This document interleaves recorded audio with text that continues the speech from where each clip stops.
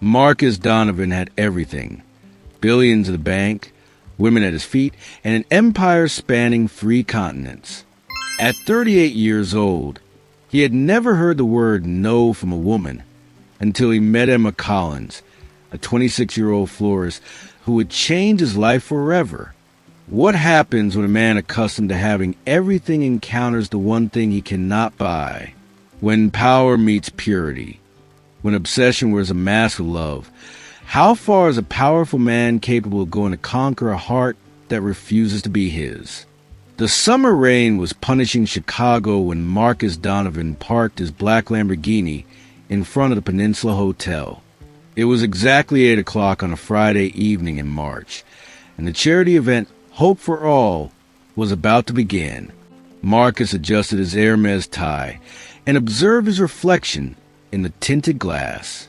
Black hair perfectly combed, an Armani suit that cost more than many economy cars, and that smile that had already conquered dozens of women around the world. At 38 years old, Marcus was the youngest CEO to command a technology empire valued at $6 billion. The son of Italian immigrants who built their fortune in America, he had everything money could buy: mansions in 3 countries, yachts, private jets, and a reputation as a relentless conquistador. He had never been in a serious relationship with anyone. Why tie himself to one woman when he could have them all? The main ballroom of the hotel buzzed with socialites, businessmen, and celebrities. Baccarat crystals reflected the light from French chandeliers, while waiters circulated with Dom Perignon champagne. Marcus greeted some acquaintances with his calculated charm, but his attention was captured by something unusual: a small space decorated with breathtaking floral arrangements. They weren't the expensive, predictable flowers he always saw at events like this. These were unique compositions, wild and delicate at the same time, that seemed to have a life of their own. Golden sunflowers danced with red roses, while exotic foliage created a perfect contrast. There was soul in those creations. Who did these arrangements? He asked Patricia Hensley, the event organizer, a 54-year-old socialite he'd known since childhood. A florist recommended by the local church, Patricia replied, adjusting her diamond earrings. Emma, something or other. A simple girl, but talented, don't you think? Marcus didn't respond. His eyes had found the creator of the arrangements. Emma Collins was kneeling near a large vase, delicately adjusting the final details of a composition. She wore a simple navy blue dress, no brand label, that accentuated her sun-kissed golden skin. Her chestnut hair fell in natural waves over her shoulders, held back only by a common elastic band. She wore no jewelry, just a small gold crucifix around her neck. She was 26 years old, but her brown eyes had the depth of someone who knew life beyond appearances. When she stood up and smiled at one of the organizers, Marcus felt something strange in his chest. It wasn't just physical attraction, although Emma was beautiful. It was something deeper, a genuine curiosity he hadn't felt for anyone in years. He waited for her to finish her work and approached with his usual confidence. "Your arrangements are extraordinary," he said with his best smile. "I've never seen anything like them." Emma looked at him and smiled politely, but without the dazzlement Marcus was accustomed to seeing in women's eyes. "Thank you, sir. Marcus Donovan." He extended his hand, expecting the usual recognition. "Emma Collins," she replied, shaking his hand briefly. "I work with nature. She does all the beauty." "Modesty doesn't suit such talent," Marcus insisted, using the tone that always worked. "How about we have dinner tomorrow? I know a place." "No, thank you." The answer came quick and definitive. "I need to finish here and go home." Marcus blinked, confused. It was the first time in 15 years that a woman had rejected him on the first attempt. "Maybe you didn't hear me correctly. I'm Marcus Donovan of Donovan Tech. I can take you to the best restaurants in Chicago, Paris, New York. Emma stopped arranging her tools and looked at him directly. I heard you perfectly, Mr. Donovan, and my answer remains no. I'm sure there are many women here who would be delighted with your invitation. She picked up her simple toolbox and walked toward the exit, leaving Marcus standing in the middle of the ballroom with his mouth slightly open. Patricia Hensley approached, laughing. First time I've seen a woman say no to you, Marcus. How interesting. But Marcus wasn't paying attention to Patricia. His eyes followed Emma as she said goodbye to the organizers and walked out of the hotel. There was something about her that deeply intrigued him. The way she had spoken to him, without contempt, without arrogance, but with a firmness he had never faced. Outside, through the hotel windows, Marcus saw Emma get into a white Honda Civic, old but well-maintained. She drove down Michigan Avenue and disappeared into the rainy night. During the rest of the event, Marcus tried to concentrate on business conversations, but his mind kept returning to those brown eyes and to the no that still echoed his ears. The next morning, Saturday, Marcus woke up in his penthouse in the Gold Coast with a strange feeling. Instead of thinking about business or the Swedish blonde who had tried to seduce him at the party after Emma left, his mind was fixed on that florist in a navy blue dress. Ridiculous, he muttered to himself, drinking his Italian espresso on the balcony with a panoramic view of the city. She's just another woman. But he couldn't get out of his head the naturalness with which she had rejected him. There was no pretense, no game, just an honest, direct no. Marcus called his personal assistant, Daniel Harris, a 47-year-old man who had worked for him for over a decade. Daniel, I need information about someone.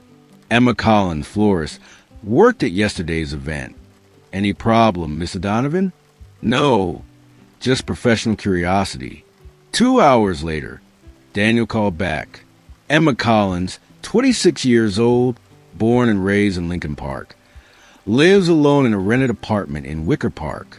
She has a small flower shop called Petals and Dreams on Ashland Avenue, near the public market.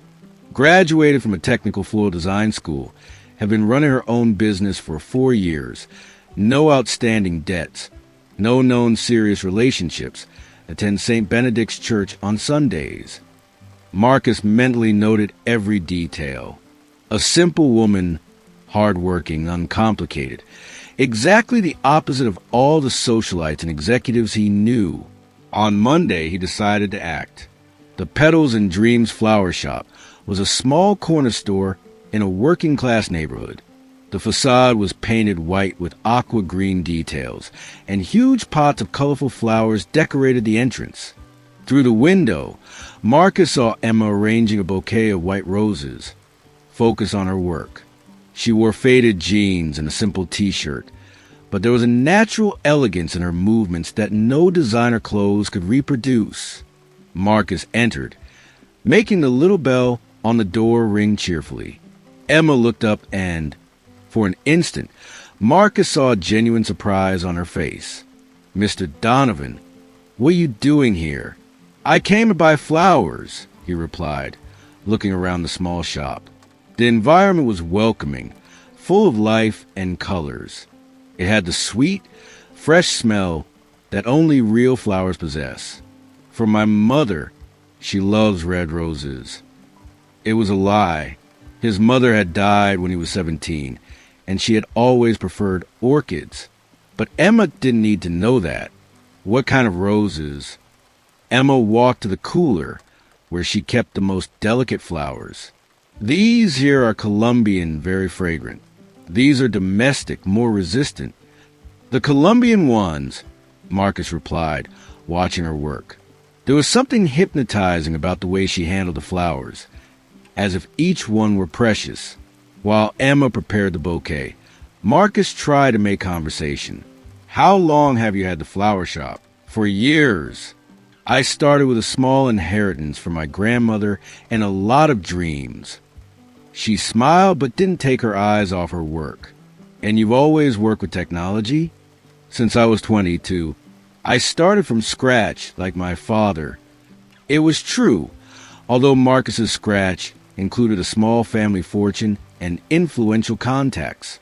It must be rewarding to build something of your own, Emma commented, wrapping the bouquet in brown craft paper with a simple bow. It is, but sometimes I wonder if all the pressure is worth it. Emma looked at him directly for the first time since he'd entered the shop. Money doesn't bring happiness, Mr. Donovan, just comfort. And are you happy? Yes. The answer came without hesitation. I wake up every day doing what I love, surrounded by beauty. I have few friends, but true ones. A simple life, but with purpose. Marcus paid for flowers. $50, an amount he spent on a single glass of wine at his favorite restaurants. Thank you for the flowers, Emma. I hope to see you again. If you need more flowers, I'll be here, she replied politely. Marcus left the shop with a bouquet in his hands and a strange feeling in his chest. For the first time in years, he had met someone who seemed genuinely happy without needing luxury, power, or recognition. He threw the flowers in the trash as soon as he got to his car. In the following days, Marcus couldn't concentrate on work. During important meetings, his mind wandered to the small flower shop in Wicker Park. He started making excuses to drive through that neighborhood, always hoping to see him on the street or at the shop door. The following Friday, he returned to Petals and Dreams under the pretext of floral decoration for his office. I need something sophisticated but discreet, he said, lying once more. Emma attended to him with the same professional courtesy as the first time, but Marcus noticed a slight discomfort in her eyes. I could suggest arrangements with white lilies and green foliage. They're elegant in corporate environments. Perfect. And how about we have dinner after you close the shop to discuss more details about the arrangement? Emma stopped handling the flowers and looked at him. Mr. Donovan, with all due respect, I think we need to clarify something. I sell flowers, that's all. If you want to hire my professional services, I'll be happy to assist you, but I have no interest in personal relationships with clients. The rejection was polite but firm. Marcus felt a mixture of frustration and admiration. No woman had ever set such clear boundaries with him. I understand. Just flowers, then. But as he left the shop with his corporate arrangement that he would never use, Marcus Donovan made a decision that would change both their lives forever. If Emma Collins didn't want to be conquered by conventional methods, he would need to be more creative, much more creative. And Marcus Donovan didn't sleep that night. Lying in his king-size bed with 1,500 thread-count Egyptian sheets, he stared at the ceiling of his master suite while the city of Chicago pulsed 17 floors below. It was 3 a.m. on Saturday, and for the first time in years, his mind wasn't occupied with mergers, acquisitions, or corporate strategies. He was thinking about Emma Collins. Ridiculous, he muttered to himself, getting up and walking to the panoramic window. The nighttime view of the Gold Coast stretched before him like a map of lights. But Marcus could only see those brown eyes that had rejected him so naturally. On Monday, he arrived at the Donovan Tech offices in the Willis Tower with renewed determination. If Emma didn't respond to direct invitations, maybe he needed a more subtle approach. Marcus called Daniel, his assistant. I want you to find out everything about Emma Collins's flower shop. Suppliers, clients, financial situation, contracts, everything. May I ask why, sir? Business curiosity. Marcus lied. Maybe it's an investment opportunity. Daniel returned 2 hours later with a detailed report. The flower shop is stable but not prosperous. She has small contracts with some local churches, funeral homes, and minor events. Her biggest client is Hensley Events, which hires her occasionally. She pays $2,500 a month in rent, has one part-time employee, and her margins are tight. Honest, punctual, but limited by a lack of capital to grow. Marcus smiled. It was exactly what he needed to hear. On Tuesday, Marcus put his plan into action. wearing a gray Brioni suit and discreetly driving a black BMW instead of his flashy Lamborghini. He parked 2 blocks from Emma's flower shop. At exactly 9 o'clock in the morning, he entered Petals and Dreams. Emma was helping an elderly lady choose flowers for a home altar. She wore a simple floral dress and had her hair tied in a ponytail. When she saw Marcus, her face showed surprise that quickly transformed into polite resignation. "Good morning, Mr. Donovan. How can I help you today?" "I need floral arrangements for regular corporate events. My company is expanding its social activities." It was a half-truth. Donovan Tech really did host events, but always hired the most expensive and renowned florists in the city. Emma finished helping the lady and turned to him with professional interest. "What kind of events? How many people? What's the frequency?" "Monthly events for approximately 200 people. Executive dinners, product launches, investor meetings." Marcus improvised easily. "I need someone reliable and creative." Emma's eyes brightened. A contract of that size would represent financial stability for years. "Can I prepare some proposals?" "When would the first event be?" "Next Friday, a dinner for international investors." Marcus knew he was lying shamelessly, but Emma's contained excitement was worth any deception. Sophisticated theme, but welcoming. "Where will it be held?" Marcus thought quickly. "In my building's ballroom. I'll make sure to show you the space." Emma hesitated for a moment. Would it be possible to schedule a site visit? "Of course. How about this afternoon, 5 o'clock? "Perfect." Marcus left the flower shop with his heart racing. He had exactly 6 hours to turn his lie into reality. He immediately called his building's management. "I need to reserve the event room for Friday." "Yes, I know it costs $20,000 for the night. Put on my account." Next, he called the French chef from his favorite restaurant. "Henri, I need you to prepare a dinner for 50 people on Friday." "No, not 50. 200. Change of plans. Full tasting menu." At 4:45 in the afternoon, Marcus waited in the lobby of his residential building when he saw Emma arrive in her white Honda Civic. She had changed from the floral dress to black dress pants and a white blouse, carrying a simple portfolio with samples and a notebook.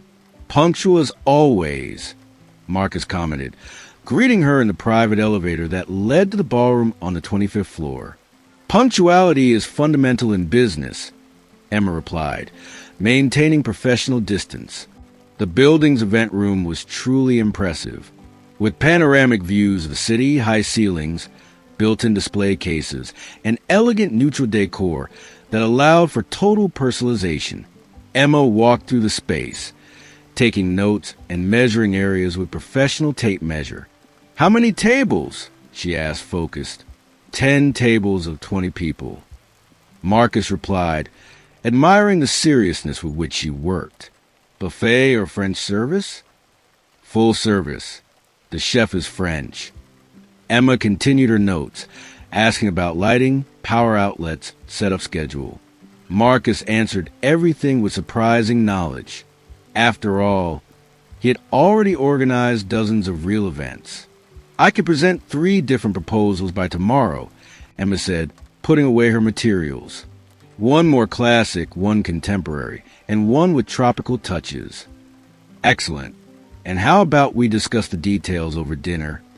Emma stopped packing her things and looked at him directly. "Mr. Donovan, I've already made it clear that I maintain strictly professional relationships with clients. It would be a working dinner to discuss the timeline, suppliers, logistical details." Marcus used his most convincing tone. "I know some restaurants that could also become your clients." Emma hesitated. The prospect of new clients was tempting. Just business. "Very well, but I choose the place." Marcus smiled internally. Of course, Emma chose a family-style Italian pizzeria in Little Italy, 15 minutes drive from the flower shop. It was a simple but cozy place, with wooden tables, candles, and wine bottles, and the unmistakable aroma of fresh dough. Marcus arrived punctually at 8 o'clock on Wednesday evening, wearing dark jeans and a white dress shirt without a tie. He was trying to seem less intimidating, more accessible. Emma was already seated at a corner table, studying her proposals. She had chosen a simple moss green dress that highlighted her brown eyes, and Marcus had to control himself not to stare. Sorry for the delay, he lied, though he was on time. No problem. I already ordered a margherita pizza to share. I hope you don't mind. Marcus, accustomed to the best restaurants in the world, had never imagined he would share a simple pizza and be more satisfied than at any Michelin-starred dinner. So the proposals? Emma opened her portfolio with professional enthusiasm. For an hour, she presented her 3 ideas with passion and impressive technical knowledge. Marcus asked intelligent questions and made pertinent suggestions, demonstrating genuine interest in her work. You really understand decoration? Emma commented, surprised.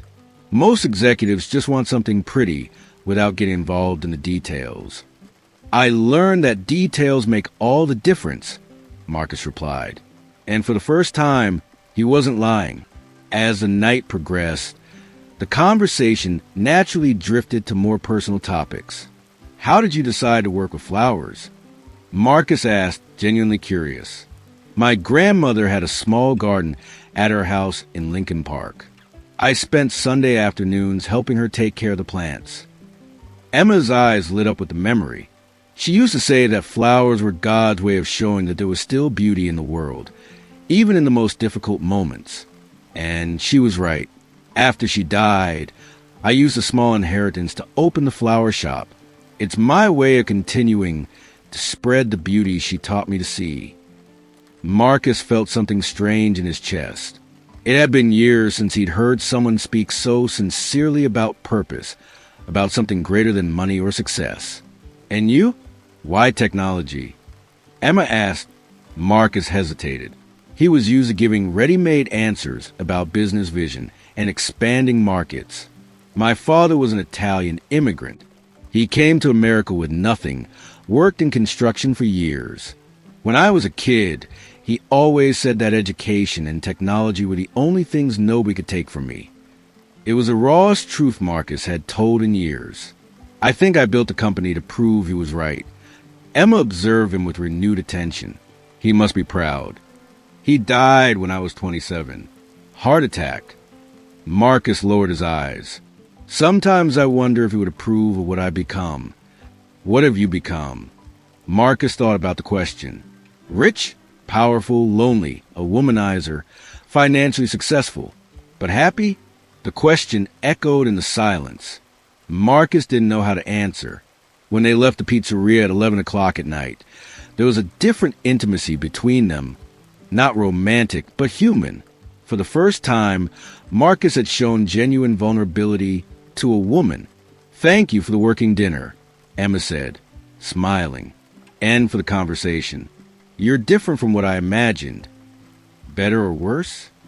More real. Marcus walked Emma to her car and waited for her to get in and start the engine before waving goodbye. But on the way home, his determination returned.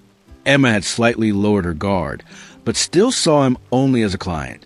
Marcus needed something more dramatic, more definitive. On Thursday morning, he put the second phase of his plan into action. He called Patricia Hensley. Patricia, I need a favor. I want you to cancel all future contracts with florist Emma Collins and recommend decoration services to all your clients. Marcus, this is bizarre even for you. Why? Let's call it market strategy. And what decoration company do you have? I don't have one yet, but I will buy tomorrow. Marcus hung up and immediately called Daniel. I want you to register a decoration and events company today. Donovan Ambiances. Hire the 3 best decorators in Chicago. Offer irrefusable salaries. I want them working exclusively for me. Sir, this will cost a fortune and makes no strategic sense. Daniel, you've known me for 10 years. Have you ever seen me make an irrational decision? Daniel hesitated. No, sir. Then trust me now. On Friday morning at 8 o'clock, Emma's phone rang. Emma, it's Patricia Hensley. I have bad news. I'm going to need to cancel all our future contracts. My clients now demand integrated decoration, not just flowers. I'm sorry. Emma hung up the phone in a state of shock. Patricia was responsible for 40% of her income. Without the Hensley event's contracts, Petals and Dreams wouldn't be able to survive. 2 hours later, Marcus arrived at the flower shop, finding Emma visibly shaken. Emma, is everything okay? She looked at him with teary eyes, but trying to maintain professional composure. Everything's fine, Mr. Donovan. The proposals for your event are ready. Good. And I have other news. I opened a decoration company, Donovan Ambiances. I'd like to offer you an exclusive partnership as our floral supplier. Emma blinked, confused. A partnership? 2-year contract. Fixed monthly payment of $20,000, plus commissions per event. All materials provided, transportation included, support team. You'd only be responsible for creation. It was a financially irrefusable proposal. More money than Emma made in 6 months. I need to think about it. Of course, but the offer expires on Monday.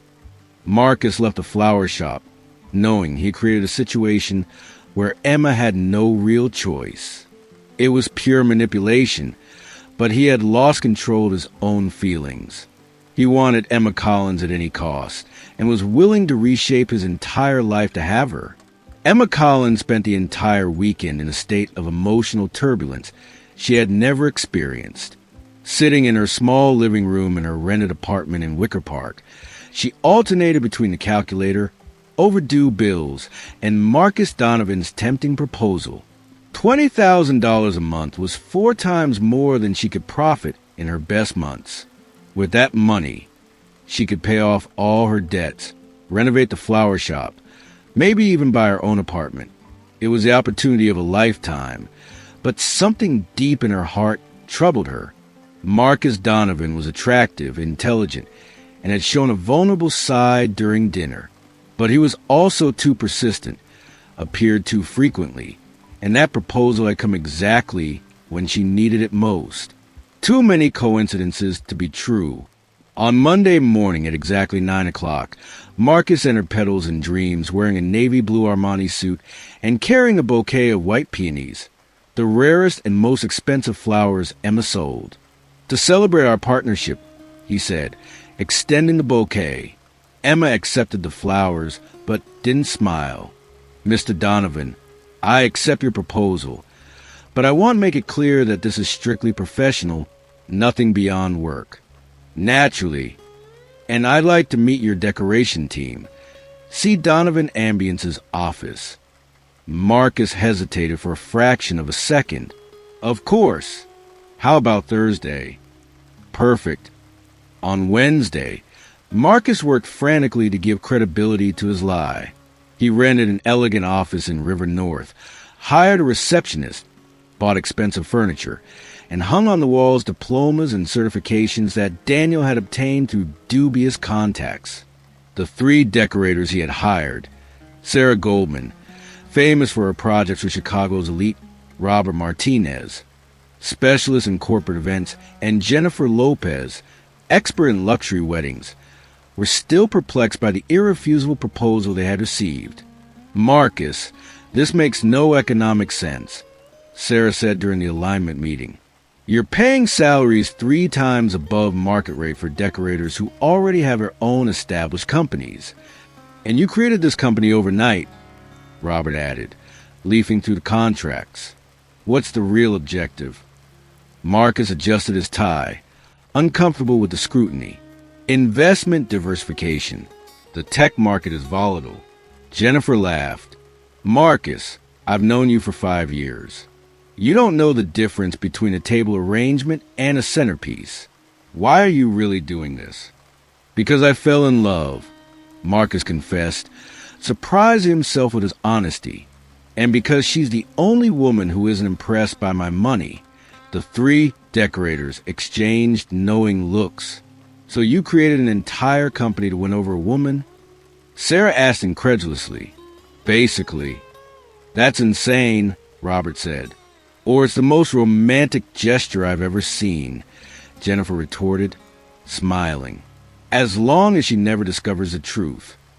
Marcus felt a chill in his stomach. The truth. Sooner or later, Emma would discover his manipulations. And when that happened, on Thursday, Emma arrived at the Donovan Ambience's office wearing her best business outfit. A navy blue pencil skirt and matching blazer that she had bought on clearance 2 years earlier. Marcus greeted her personally in the building's lobby. "Welcome to Donovan Ambiences," he said, leading her to the elevator. The office on the 10th floor was impressive. Modern decor, city views, meeting rooms equipped with cutting-edge technology. Emma walked through the spaces with genuine admiration. "Sarah, Robert, Jennifer, I present Emma Collins, our new floor partner," Marcus said when they reached the main room. Emma greeted each of the decorators, who received her with professional friendliness. For 2 hours, they discussed styles, trends, suppliers, and schedules. Emma demonstrated technical knowledge that impressed even the experienced professionals. "You have exceptional artistic vision," Sarah commented sincerely. "Your proposals are creative and viable." "Thank you. I learned that flowers should complement the environment, not compete with it." After the meeting, Marcus invited Emma to lunch at a nearby restaurant to celebrate the beginning of the partnership. He justified. This time, Emma didn't refuse. Sitting at a discreet table at a linear restaurant, Marcus watched Emma try sushi for the first time in her life. "It's different from what I imagined," she said, chewing salmon cautiously. "More subtle. First time. Japanese food always seemed too expensive to try." Marcus felt a pang of guilt. For him, dining at that restaurant was routine. For Emma, it was a unique experience. "Emma, can I ask you a personal question?" She looked at him cautiously. "Depends on the question. Why have you never married? A beautiful, intelligent, hard-working woman like you." Emma put down her chopsticks and sighed. "I've been in relationships a few times, but men always wanted to change me. They said I dreamed too much, that I should be more ambitious, get a real job, as if creating beauty wasn't work enough. They didn't understand you." "No, and I don't want someone who sees me as a renovation project." Emma looked at him directly. "And you, a successful, handsome man at 38 and single, must have a reason." Marcus hesitated. How could he explain that he had never felt for anyone what he felt for her? "I never found someone who made me want to change." "Change how?" "To be a better person." Emma studied him in silence for a few seconds. "Marcus, can I call you Marcus?" He nodded. "Marcus, you seem like a man accustomed to getting everything you want. That worries me." "Why?" "Because I'm not something that can be gotten. I'm someone who needs to choose." The conversation was interrupted by Marcus's cell phone ringing. It was Daniel. "Excuse me." Marcus answered. "Daniel?" "Sir, we have a problem. Hensley Events is spreading that you offered money for her to cancel contracts with the florist. The news has reached the business community." Marcus turned pale. "I'll call you back." He hung up, but Emma had noticed his change of expression. "Work problems. Nothing important." But it was important, very important. If Emma discovered the manipulation before Marcus could make her fall in love with him, he would lose any chance. That night, Marcus couldn't sleep. He paced through the penthouse like a caged animal, trying to find a way to control the damage. At 3 a.m, he made a desperate decision. He called Daniel. "I want you to buy the building where Emma's flower shop is located." "Sir, this is..." "Buy the entire building. Offer whatever's necessary. Marcus, this is... Daniel stopped. He knew his boss well enough to know when he was determined beyond reason. How long? A week, maybe 2. Make it 3 days. On Friday, Emma was working happily in her flower shop when she received a call that would change everything. Miss Collins, I'm Dr. Henry Anderson, real estate attorney. The gentleman who bought your building would like to renew all the rental contracts. Can we meet Monday to discuss the new terms? Emma was confused. What gentleman? Mr. Rodriguez sold the building. He sold it yesterday. The new owner wants to meet all the tenants personally. Emma hung up the phone with a bad feeling. Too many coincidences were happening in her life since she had met Marcus Donovan. On Saturday morning, she decided to do something she had never done. Investigate. She went to Mr. Johnson's flower shop, 3 blocks away, where she always bought some specific varieties. Mr. Johnson, do you know anyone from Hensley Events? Of course, my dear. Patricia Hensley has been buying flowers here for 10 years. Why? She canceled all her contracts with me last week. Said clients now demand complete decoration. Mr. Johnson frowned. How strange. Patricia was here Tuesday talking about some Marcus Donovan guy who offered a fortune for her to stop working with you. She was outraged, said she'd never seen anything like it. Emma's blood ran cold. Marcus Donovan? That's the one. She said he's completely obsessed with florist and is using money to manipulate her life. Emma left Mr. Johnson's flower shop in a state of shock. The puzzle pieces were beginning to fit together in a frightening way. Marcus had sabotaged her contracts with Patricia Hensley. Marcus had created a company overnight. Marcus had offered an irrefusable proposal exactly when she needed it most. And now someone had bought her building. Sitting in her car, Emma closed her eyes and tried to process the magnitude of the manipulation. Marcus Donovan wasn't just interested in her. He was systematically taking control of her life. The question that terrified her was how far he was willing to go, and why. Even knowing all this, a part of her still felt something for him. On Sunday, during Mass at St. Benedict's Church, Emma prayed for guidance. Father Michael, who had known her since childhood, noticed her disturbed state of mind. My child, you seem worried. Father, what do you do when you discover that someone you trusted betrayed you, but you still feel something for that person? Father Michael looked at her with paternal wisdom. Emma, forgiveness doesn't mean accepting being manipulated. Sometimes, loving someone means having the courage to confront them with the truth. On Monday morning, Emma prepared for the confrontation that would change everything.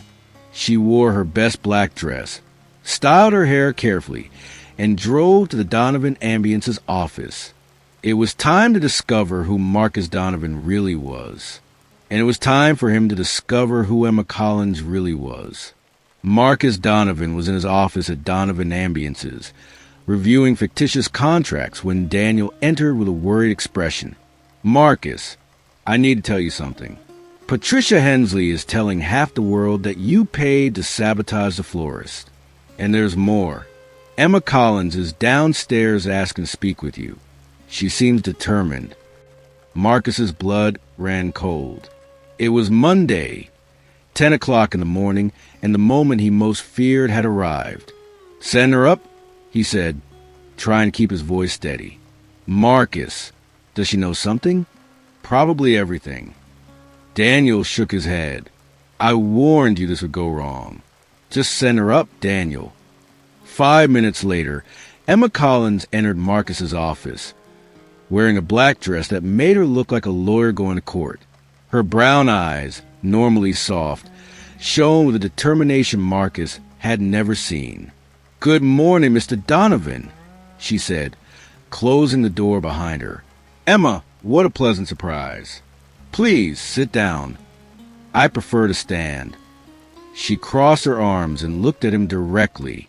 "I have some questions to ask." Marcus felt his hands sweat.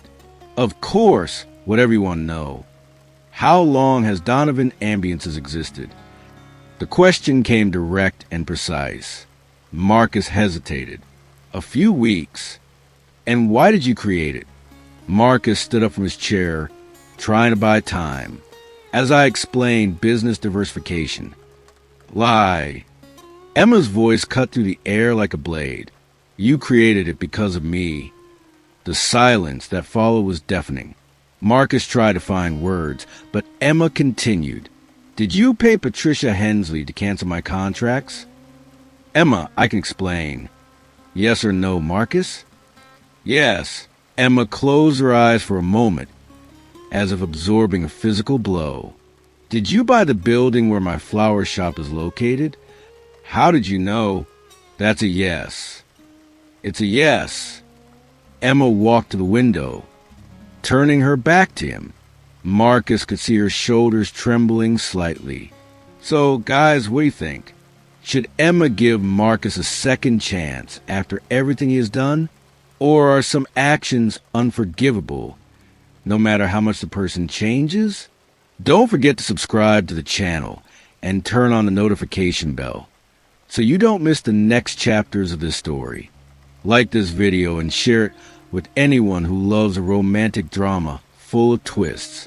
Here, every week, there's a new bedtime story filled with emotion, romance, and life lessons. See you next time. Everyone, good night and sweet dreams.